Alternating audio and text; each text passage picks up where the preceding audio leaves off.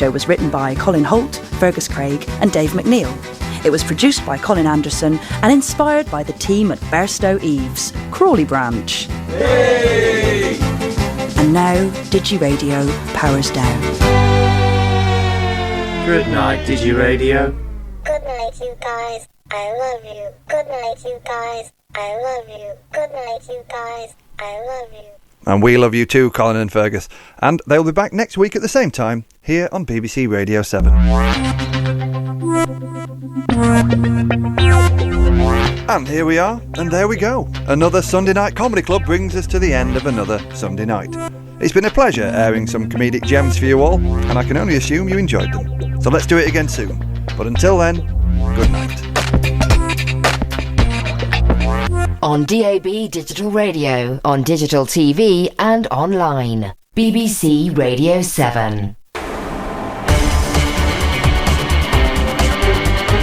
Enter the seventh dimension.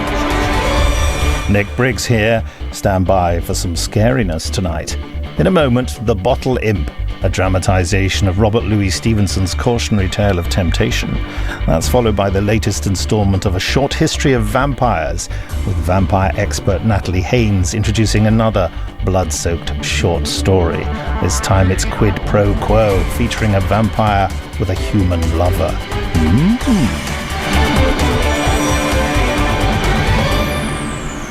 So first, from Hawaii to San Francisco.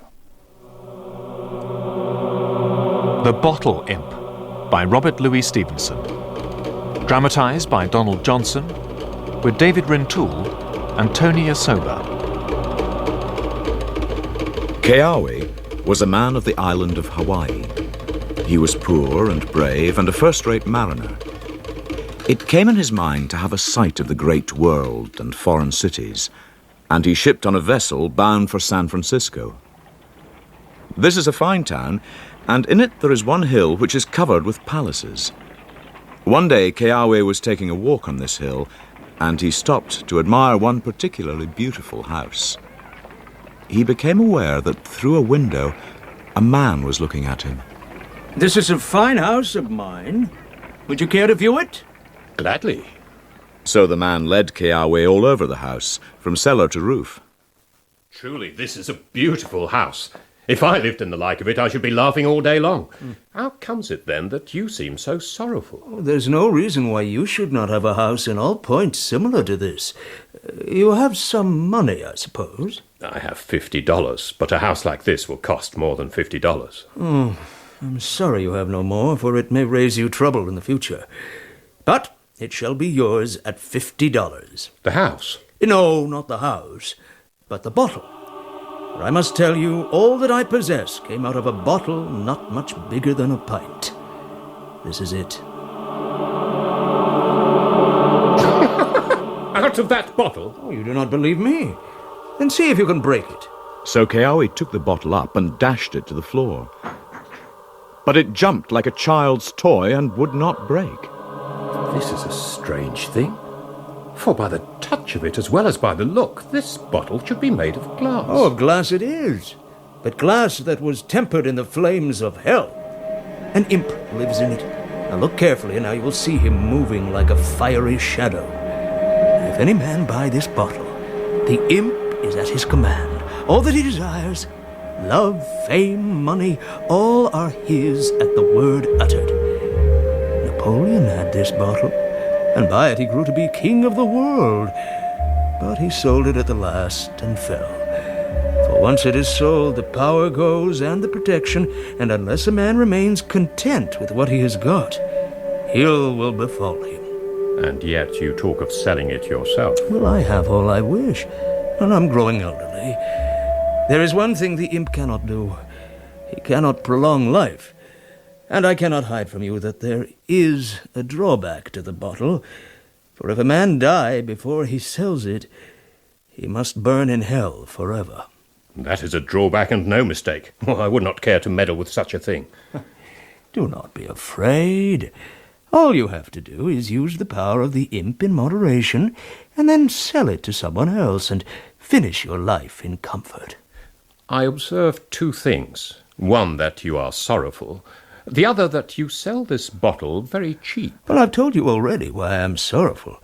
It is because I fear my health is breaking up, and to die and go to the devil is a pity for anyone. As for why I sell so cheap, I must explain to you there is a peculiarity about the bottle. Long ago, when the devil brought it first upon earth, it was sold to Prester John for many millions of dollars, but cannot be sold again unless sold at a loss. If you sell it for as much as you paid for it, back it comes to you again like a homing pigeon. It follows that the price has kept falling in all these centuries, and the bottle is now remarkably cheap. How am I to know all this is true? Give me your $50.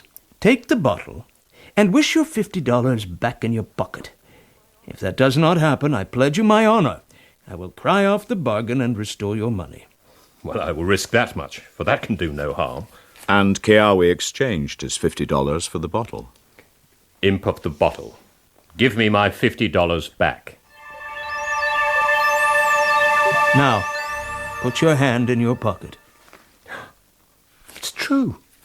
My $50 have returned. To be sure, this is indeed a wonderful bottle. And now, good morning to you, my fine fellow. And the devil go with you. Hold on. I don't want any more of this business. Here, take your bottle back. Oh, you've bought it for less than I paid for it. It is yours now, and for my part, I'm only concerned to see the back of you. Now, when Keawe was in the street, he began to think. If all is true about this bottle, I may have made a losing bargain.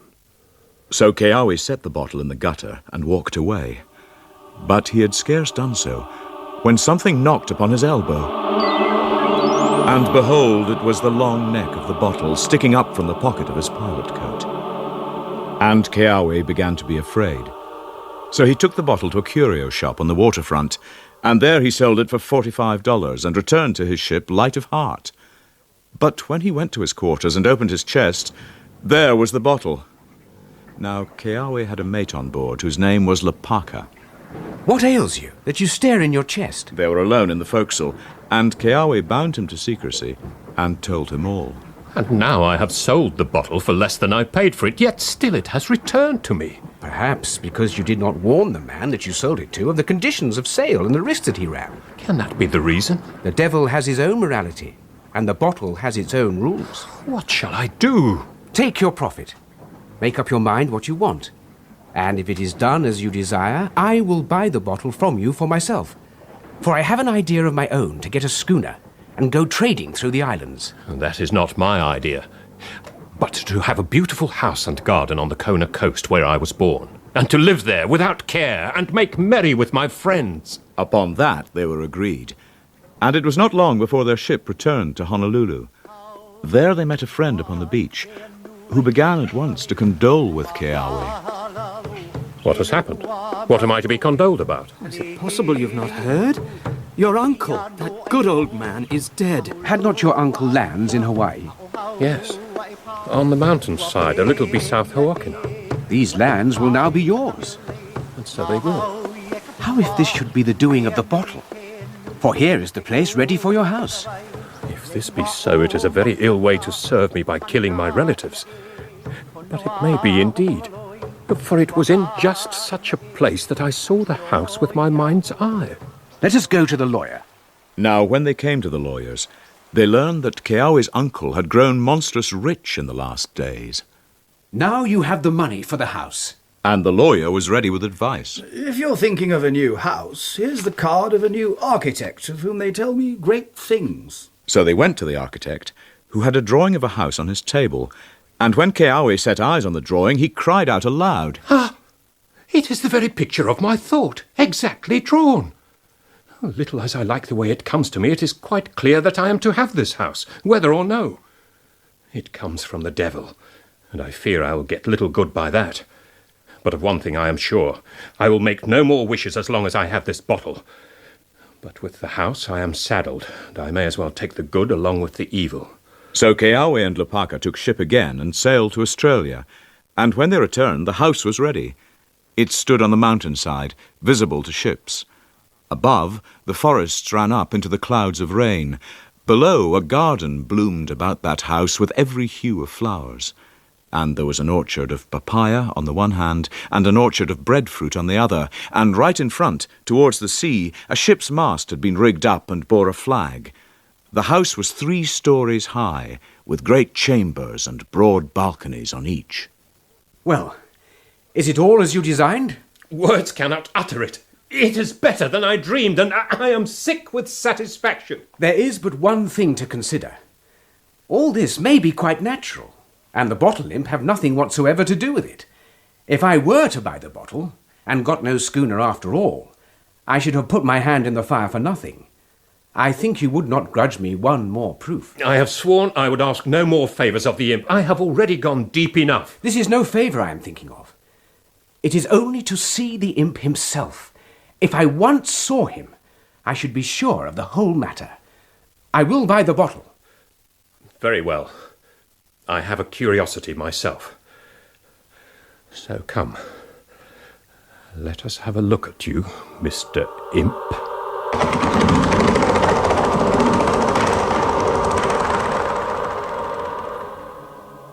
Now, as soon as that was said, the imp looked out of the bottle and in again, swift as a lizard, and there sat Keawe and Lopaka turned to stone. Well, I shall get my schooner and $1 or 2 for my pocket, and then I will be rid of this devil as fast as I can. Lopaka, do not you think any worse of me than you can help, but I declare, since I have seen that little face, I cannot eat or sleep or pray till it is gone from me.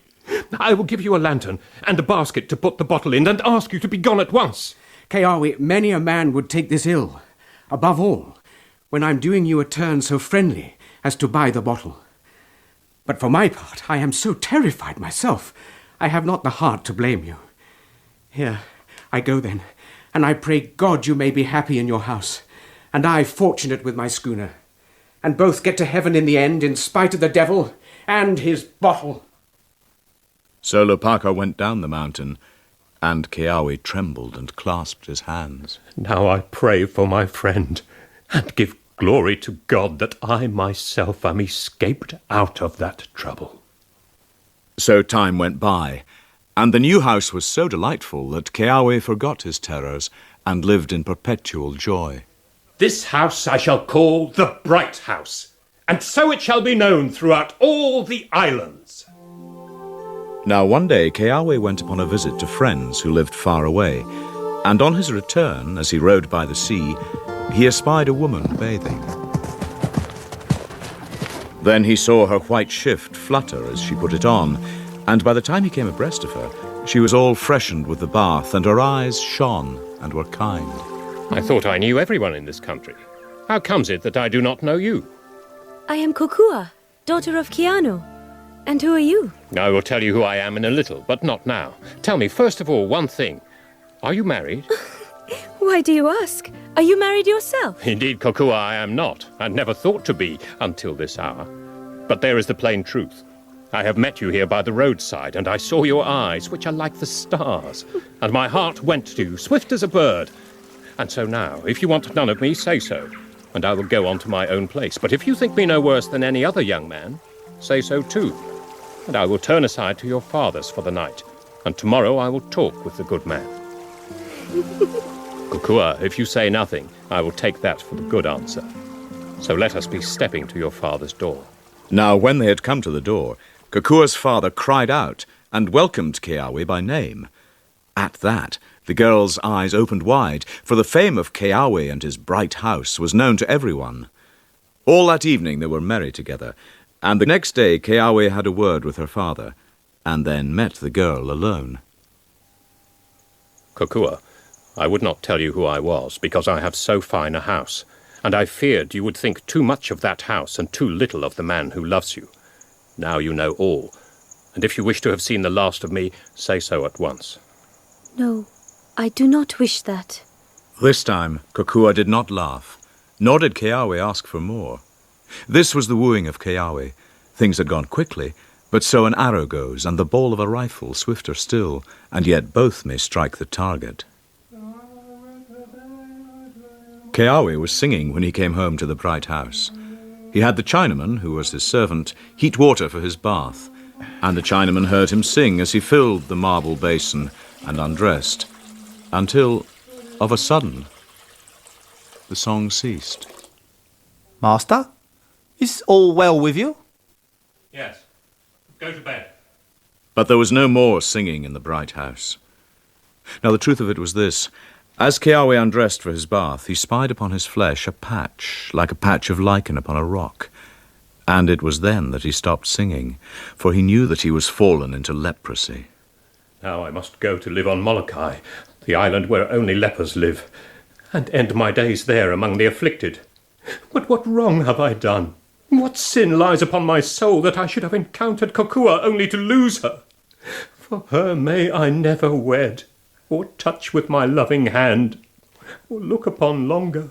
That night he could not sleep, and in the night he bethought him of the bottle. A dreadful thing is the bottle, and dreadful is the imp, and it is a dreadful thing to risk the flames of hell. But what other hope do I have to cure my sickness or to wed Kokua? Would I dare the devil once only to get a house, and not face him again to win Kokua? The very next day, Keawe went to Honolulu and sought out Lopaka. Are you well, Lopaka? I am well, Keawe. And has the imp of the bottle given you all that your heart desired? All and more. The finest schooner in the islands, and a shining house in Waikiki. So you have no further use for the bottle of the imp? No more, thank God. Then I shall ask you to sell it back to me. And Keawe explained what had come to pass, and Lopaka grieved. Alas, Keawe, I have sold the bottle long since. And he named the man's name, and Keawe sought him out, but he too had sold the bottle. And now, for many days, Keawe travelled through the islands, finding everywhere new clothes and carriages, and fine new houses, and men everywhere in great contentment. So it befell at last he came to a fine new house, and when he saw the owner, a shock of hope and fear ran through Keawe. For here was a young man, white as a corpse, and black about the eyes, the hair shedding from his head, and such a look in his countenance as a man may have when he is waiting for the gallows. I am come to buy the bottle. The bottle. To buy the bottle. What is the price now? It has dropped a great deal in value. Well, I shall have to pay the less for it. How much did it cost you? 2 cents. What? 2 cents? Why, then you can only sell it for 1. And he who buys it... The words died upon Keawe's tongue. He who bought it could never sell it again. The bottle and the bottle imp must abide with him until he died, and when he died must carry him to the red end of hell. For God's sake, buy it. You could have all my fortune into the bargain. I was mad when I bought it at that price. I'd embezzled money at my store. I must have gone to jail. Poor creature, you would risk your soul to avoid the proper punishment of your own disgrace, and you think I could hesitate with love to spur me on? Give me the bottle. And the change, which I am sure you have already. Here is a 5-cent piece. It was as Keawe supposed. The young man had the change ready in a drawer. The bottle changed hands, and Keawe's fingers were no sooner clasped round it than he breathed his wish to be a free man. And sure enough, when he got home to his room and stripped himself, his flesh was whole like an infant's. And so he returned to the bright house, and there he was wedded to Kokua with great feasting and songs and music.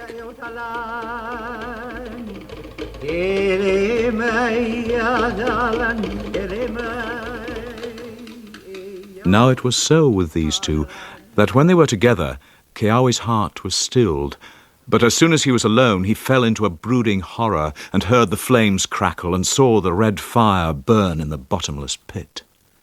As for Kokua, at first she was full of joy to be wedded to Keawe, but after a little while her feet began to be heavy, and her songs more rare.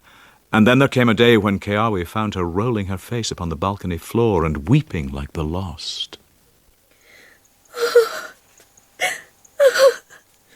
You do well to weep in this house, Kokua, and yet I will give the head off my body that you at least might have been happy. Happy? Keawe, when you lived alone in your bright house, you were the word of the island for a happy man. Then you wedded poor Kokua, and the good God knows what is amiss in her. But from that day you have not smiled. What ails me that I throw this cloud upon my husband? Poor Kokua, my poor child, my pretty. And I had thought all this while to spare you. Well, you shall know all. Then at least you will pity poor Keawe. Then you will understand how much he loved you in the past, that he dared hell so that he could make you his, and how much he loves you still. With that, he told her all, even from the beginning. You have done this for me? Oh, well then, what cares have I? Ah, child, and yet when I consider the fire of hell, I care a good deal. No man can be lost because he loved Kokua, and no other fault. I tell you, Keawe, I shall save you with these hands or perish in your company. What? You loved me and gave your soul, and you think I will not die to save you in return? Oh, my dear, you might die 100 times, and what difference would that make, except to leave me lonely till the time comes for my damnation? Oh, you know nothing. What is this you say about a cent? But all the world is not America. In France they have a small coin they call a centime, and these go 5 to the cent or thereabout. Come, Keawe, let us go to the French islands. Let us go to Tahiti. There the bottle can be sold for 4 centimes, or 3, or 2, or 1. Come, my Keawe, kiss me and banish care. Kokua will defend you. Kokua, you are a gift of God. Be it as you will. I put my life and my salvation in your hands. So they went to Papeete, the chief place of the French in the South Islands, and they began to push the bottle. But it is not easy to persuade people you are in earnest when you offer to sell them for 4 centimes, the spring of health and riches inexhaustible. Try as they might, they could not rid themselves of the bottle. One night of strong wind, Kokua awoke and found that Keawe was gone. She looked forth into the moonlit yard. There, under the banana tree, lay Keawe, his mouth in the dust, and as he lay, he moaned. Heaven, how weak I have been. It is for my sake that he now beholds so close to him the flames of hell. Or am I so dull of spirit that never till now have I clearly seen my duty? But now at least I take up my soul in both the hands of my affection. A love for a love, and let mine be equalled with Keawe's. A soul for a soul, and be it mine to perish. She dressed and went forth. The town slept, and she knew not whither to turn, till she heard one coughing in the shadow of a tree. Old man, what do you do here abroad in the cold night? Oh, I am a poor man and a stranger in this island, and I have nowhere to rest my head. Will you do me a service? As one stranger to another, will you help a daughter of Hawaii? Ah, so you are the witch from the 8 islands, and even my old soul you seek to entangle. But I have heard of you and defy your wickedness. Sit down here and let me tell you a tale. And she told him the story of Keawe from beginning to end. And now I am his wife, whom he bought with his soul's welfare. And what should I do? If I went to him myself and offered to buy it, he would refuse. But if you go, he will sell it eagerly. I will await you here. You will buy it for 4 centimes, and I will buy it again for 3. And the Lord strengthen a poor girl. If you mean falsely, I think God will strike you dead. He will, be sure he will. I could not be so treacherous. God would not suffer it. Give me 4 centimes and await me here. Now, when Kokua stood alone in the street, her spirit died. The wind roared in the trees, and it seemed to her the rushing of the flames of hell. Then she saw the old man returning, and he had the bottle in his hand. I have done your bidding. I left your husband weeping like a child. Tonight he will sleep easy. Before you give me the bottle, take the good with the evil. Ask to be delivered from your cough. Oh, I am an old man, and too near the gate of the grave to take favor from the devil. But what is this? Why do you not take the bottle? Do you hesitate? I am only weak. Give me a moment. My flesh shrinks back from the accursed thing. 1 moment only. Oh, your poor child. Let me keep the bottle. I am old and can never more be happy in this world. And as for the next... Give it to me. There is your money. Do you think I am so base as that? Give me the bottle. Oh, God bless you, child. Kokua returned to the house, where she found Keawe slumbering like a child. Now, my husband, it is your turn to sleep. When you wake, it will be your turn to sing and laugh. But for poor Kokua, alas, no more delight, whether in earth or heaven. Late in the morning, her husband woke her and gave her the good news. It seemed he was silly with delight, for he paid no heed to her distress, ill though she dissembled it. A worthy old man he seemed, but no one can judge by appearances, for why did the old reprobate require the bottle? My husband, his purpose may have been good. Claptrap! An old rogue, I tell you, and an old ass to boot. For the bottle was hard enough to sell at 4 centimes, and at 3 it will be quite impossible. The margin is not wide enough, and the thing begins to smell of scorching. Oh, whoever has that bottle now will carry it to the pit. Oh, my husband, is it not a terrible thing to save oneself by the eternal ruin of another? I am filled with melancholy. I pray for the poor holder. Hoity-toity! You may be filled with melancholy if you please. It is not the mind of a good wife. If you thought at all of me, you would sit shamed. My husband, I am ill. Excuse me, I am out of heart. Then was Keawe more wroth than ever, with her because he thought she was brooding over the fate of the old man, and with himself because he knew she was right, and he was ashamed to be so happy. This is your truth, and this your affection. Your husband is just saved from eternal ruin, which he encountered for the love of you, and you can take no pleasure. Kukua, you have a disloyal heart. He went forth furious, and wandered in the town and began drinking. Now there was an old brutal white man drinking with him, one that had been a boatswain of a whaler, a digger in gold mines, a convict in prisons. He had a low mind and a foul mouth, and he pressed drink upon Keawe. Soon their pockets were empty. Here you. You're always saying you're rich. You have a trick bottle or some such foolishness. Yes, I am rich. I will go back and get some money from my wife, who looks after it. That's a bad idea, matey. Never trust a petticoat with dollars. They're all as false as water. Now this word stuck in Keawe's mind, for he was muddled with drink. I should not wonder but she was false indeed. Why else should she be so cast down at my deliverance? But I will show her I'm not a man to be fooled. I will catch her in the act. And so, when Keawe got back to his house, he crept very quietly in, and there he saw Kukua on the floor, the lamp at her side. Before her was a milk-white bottle with a round belly and a long neck, and, as she viewed it, Kukua wrung her hands and wept. A long time Keawe stood and looked in the doorway.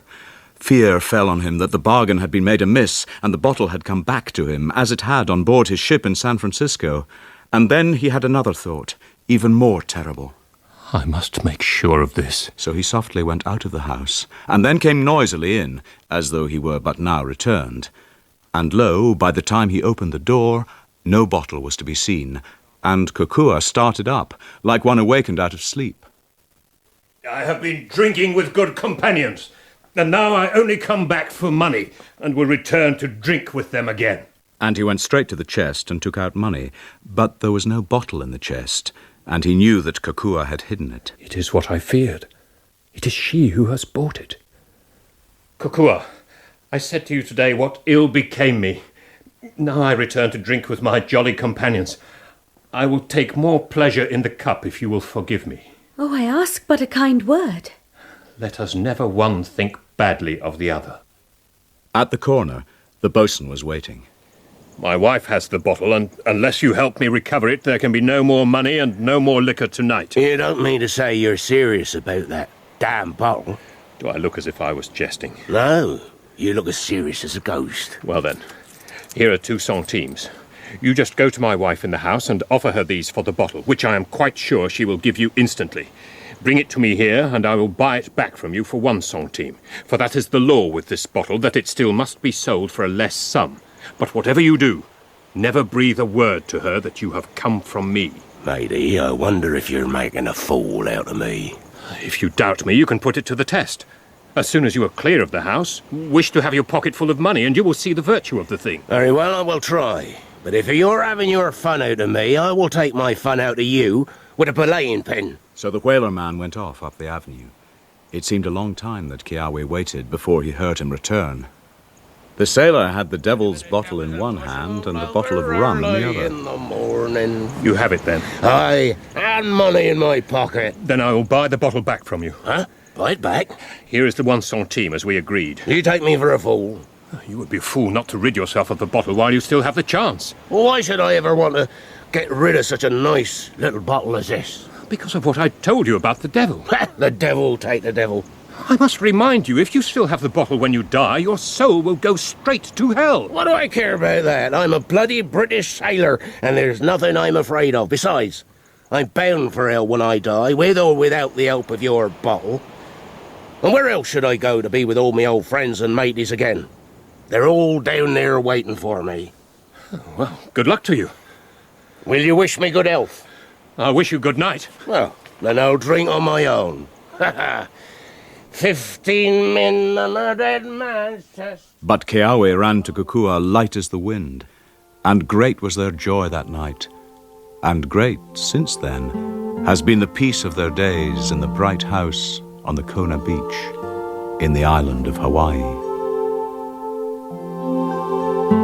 The Bottle Imp by Robert Louis Stevenson, dramatised by Donald Johnson, was narrated by David Rintoul. With Tony Asoba as Keawe, Nina Wadia as Kokua, Ian Masters as Lopaka, Peter Whitman as the American and the Old Man, Don McCorkindale as the Bosun, and Malcolm Ward as the Young Man. The play was directed by Matthew Walters.